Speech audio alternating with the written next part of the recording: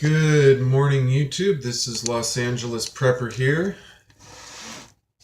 And after just making my rant video, I feel a little bit better. Ranting about some school stuff, which doesn't really belong on my channel, but that's okay. I am LA Prepper, and it's about me, so it sort of belongs on the channel. Just wanted to share some difficulties I've been going through in the previous video, just to let you know that I'm a real person and that it's not always strawberry shortcake. But on to the topic of this video. What is holding you back in prepping? Sorry, I just ate a donut. Feel all this sugar on my mouth. What is holding you back from prepping? You know, all of us want to prep more, prep harder, prep better, but sometimes we just kind of hit a log jam. And it's not always the log jam that you might think it is. For a while, I thought my own personal log jam was money. But it never really was. It was always, it wasn't really, you know, I saved up buying a rifle for a long time, but you know, I could have bought a rifle years ago. I just never really kind of made that decision. So I think I'll talk about me last, but so number one, and we'll do, I guess, sort of like the top 6 things. Number one, money. Is money holding you back from prepping? Do you feel like you know, if you had, is there something that you're not buying because you're waiting for that next paycheck, or you're going to buy a little more food or another knife or some more ammo? Do you feel like not having enough income or being on a fixed income is holding back your ability to prep? And if so, what are you doing about it? You know, pinching pennies is one thing, but you know, are there significant changes that you need to make in your life, whether it's getting a better job, moving to a cheaper area, you know, ditching the car with the car payment? You know, I'll leave the financial decisions to you mostly, but the only thing I'll say is that if money has been slowing you down in your prepping for more than just a few weeks or a few months, if you kind of feel like the last couple of years things have just been really difficult, it might be a time to start thinking about big changes.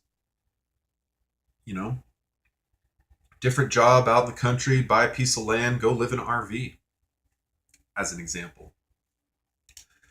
Number 2, knowledge. Is knowledge holding you back? Do you need to know more? Knowledge is slowing me, and I'll talk about, myself last, but you know, there's endless amounts of knowledge on the internet, from, you know, top 10 items that a prepper needs, to what's the best water filter, to what's the best folding saw. And sometimes just trying to kind of sort through all the information is enough to make your head spin. Like right now, I'm looking at a water filter. By the way, if you guys can recommend a good water filter, let me know. I'm going crazy trying to choose between all the different types, like a little portable camping kind of backpacky one that I can pump what I'm thinking.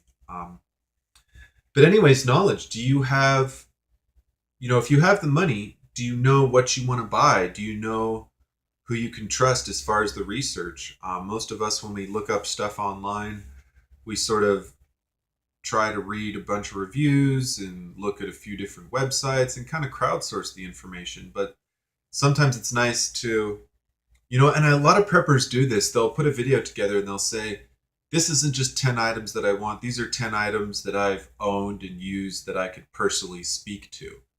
And I think I really like that about preppers, that they sort of understand, like, look, it's one thing to say, go buy this product, but it's another thing to say, I've owned this product. I've used it a lot. It's been really good to me. It's not the best product out there. There's other products out there, but me personally, I've used this folding saw, knife, stove, whatever, and it works for me. So getting enough knowledge to be able to make a decision in your preps, whether it's what kind of training course or what kind of prep to buy or where you want to move or, things like that. A clear path. Do you have a clear path? And this kind of ties into number 5, which is lack of focus, but a clear path in prepping, are you focused on getting the basics? Are you trying to work on your firearm stuff? Are you trying to work on your food stuff? Are you trying to work on your sustainable stuff? Do you have a clear idea of like what your priorities are in your prepping? And I'll talk about that in number 5 too. Number 4, motivation. And motivation kind of ties into what's holding you back. If money is holding you back, then you need motivation to kind of go out there and stack more paper. If knowledge is holding you back, then you need motivation to go kind of research more knowledge, put some more spreadsheets together, watch a few more videos, et cetera, et cetera. But what if it's just motivation itself? What if you're just not really motivated to prep? Or your motivation kind of goes up and down like that, like you prep really hard and then you kind of take a break and you get comfortable and then you prep and I'll save my thoughts for the end, but I'm curious to hear how your motivation levels are, what you do to pick them up, what you do. Is being too motivated a problem to you? Do you ever go out and buy $200 of ammo and think, oh geez, I could have spent some money on solar panels or being sustainable or buying some seeds. Why did I buy so much ammo? Like, you can kind of be hyper motivated too, but curious to hear what your motivation levels are, how you kind of deal with that. Number 5, lack of focus. Man, there's so much stuff to do in the prepping community. You can get your bug in preps, get your bug out preps, work on your bug out location, work on your bug out vehicle, work on how you're going to bug out if it's a non-vehicle type thing. You can work on community, work on doing it yourself. You can work on family and friends. You can forget your family and friends. You can be skills oriented, gear oriented. You could, what do you focus on? Do you focus on everything? Do you focus on the important stuff? Do you focus on kind of the immediate future? How do you focus? How do you hone in on what you need to work on? If there's 50 things or 20 things on your I want to prep list, how do you how do you get focus? Curious to hear what your thoughts are on focus and prepping, and there's a lot of stuff to think about. It can definitely be overwhelming, so curious to hear your thoughts on how you stay focused on what you think is important, and maybe even how you decide what's important. What's important for your family isn't the same as what's important for mine. I'm in an apartment, so like chopping firewood isn't really important for me, but if you're on a ranch and keeping your house warm is part of your prepping thing, having a few months of firewood might be a bigger part of your priorities. Whereas for me, maybe I'm more focused on getting solar panels or something. Number 6, the wrong mindset. So, and sorry, I'm kind of adjusting here. My seat's kind of a piece of garbage office chair. So I think you guys kind of know, and girls kind of know what I'm talking about when I say the wrong mindset. I guess I would say, are you too narrow-minded, or are you, for example, wrong types of mindset. I'm just going to focus on getting a bunch of guns. I'm just going to focus on getting a bunch of gear.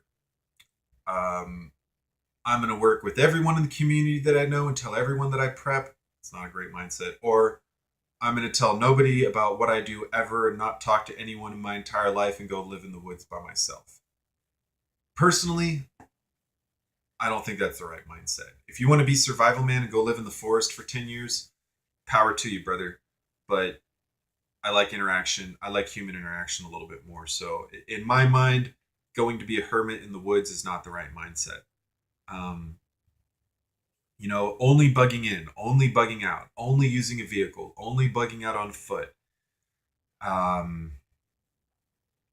only going solar, never going solar, cooking with electric, cooking with wood.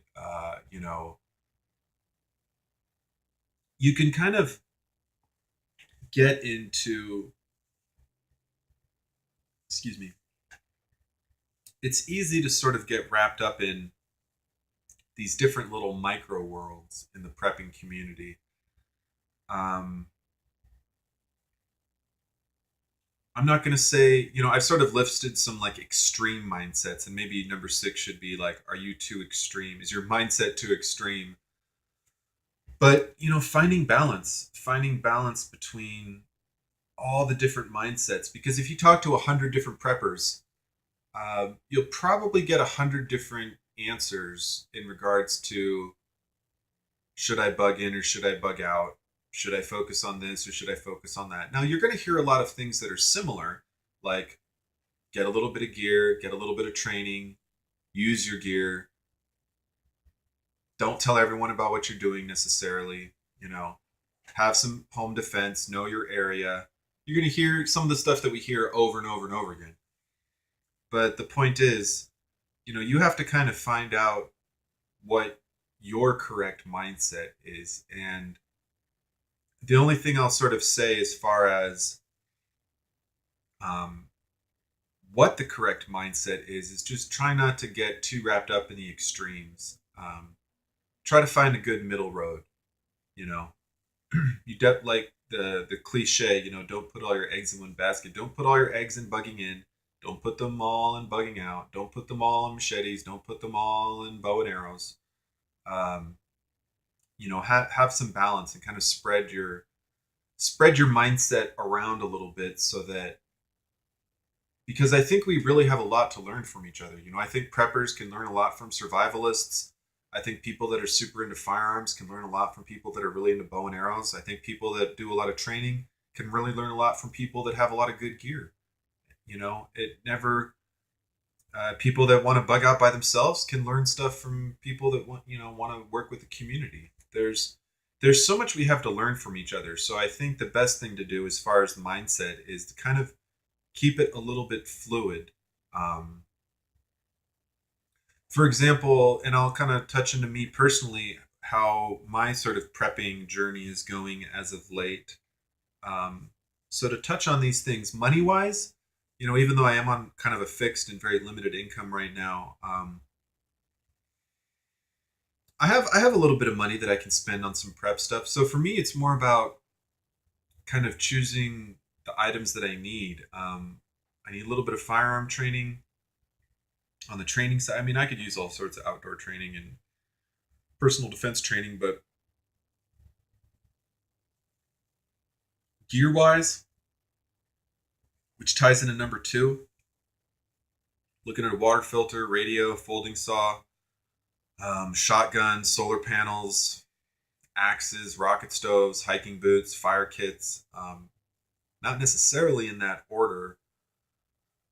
And I'm still working on that super massive ranking system. But so knowledge is slowing me down a little bit. I just need to put more time and energy into this hiking filter, that hiking filter.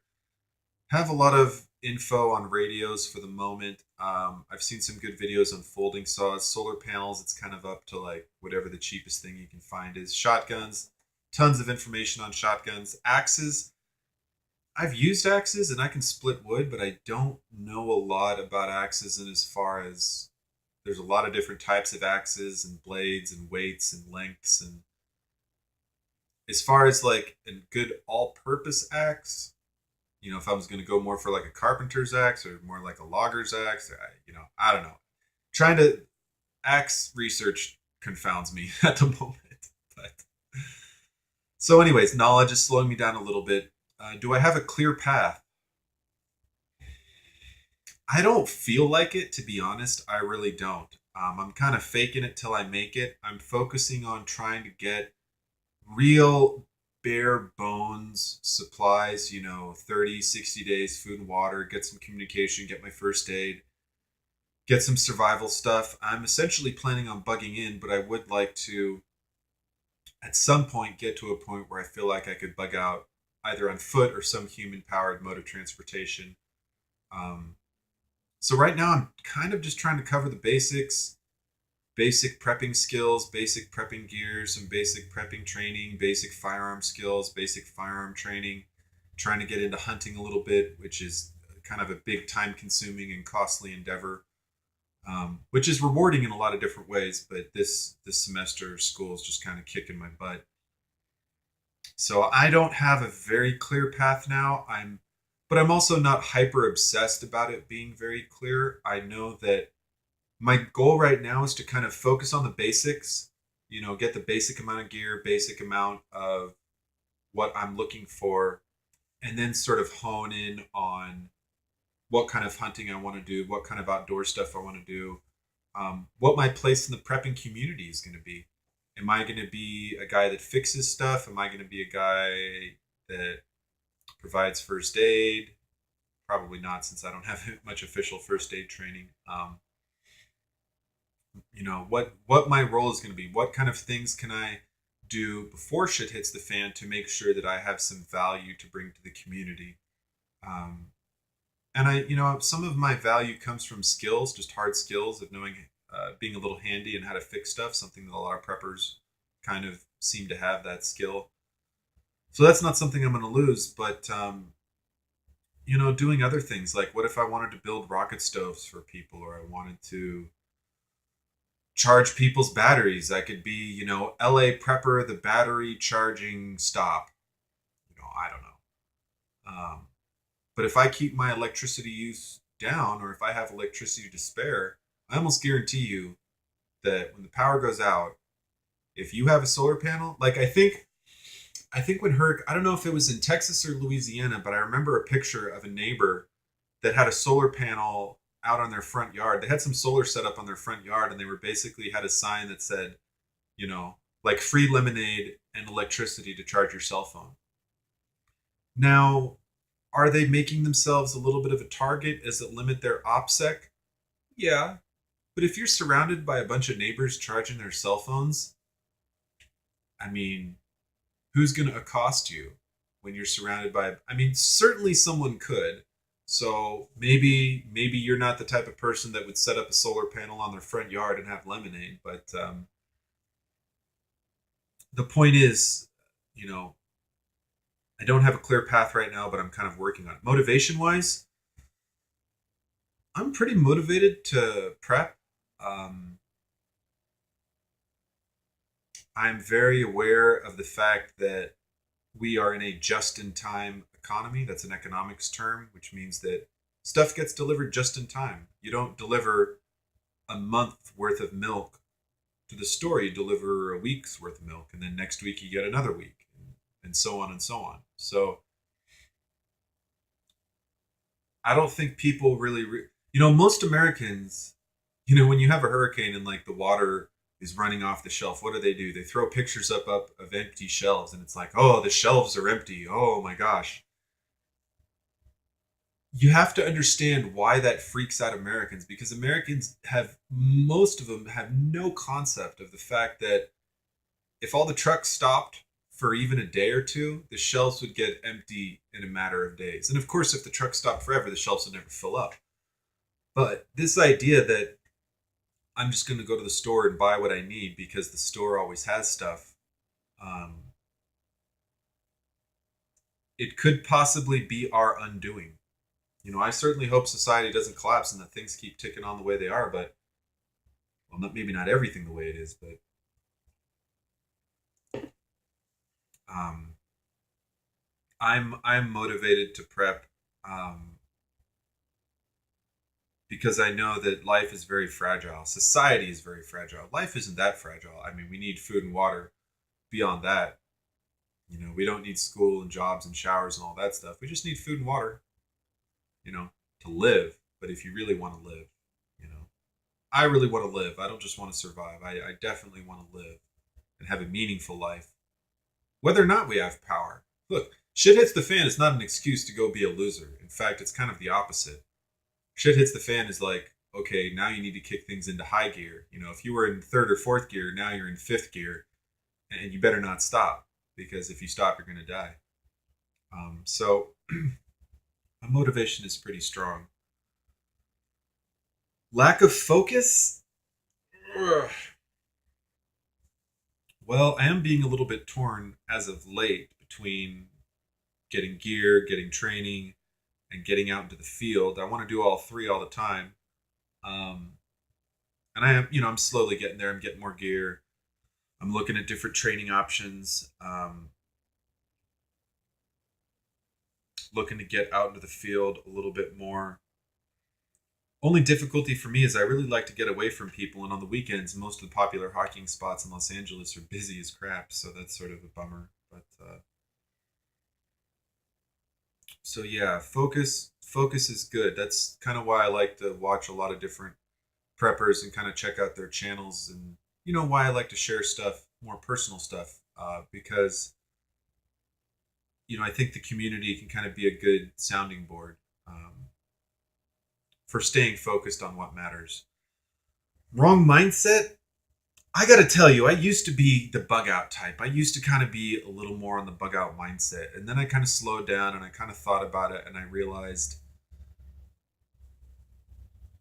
that everyone really is probably going to prefer to bug in and will only bug out as a last resort. But trying to live like you're camping is, excuse me, just a nightmare. It's just such a freaking nightmare for so many reasons. I mean, you don't have any shelter, and I mean, like, really, a tent does not count as shelter. Shelter from the weather, not shelter from life, not shelter from people, not shelter from bears.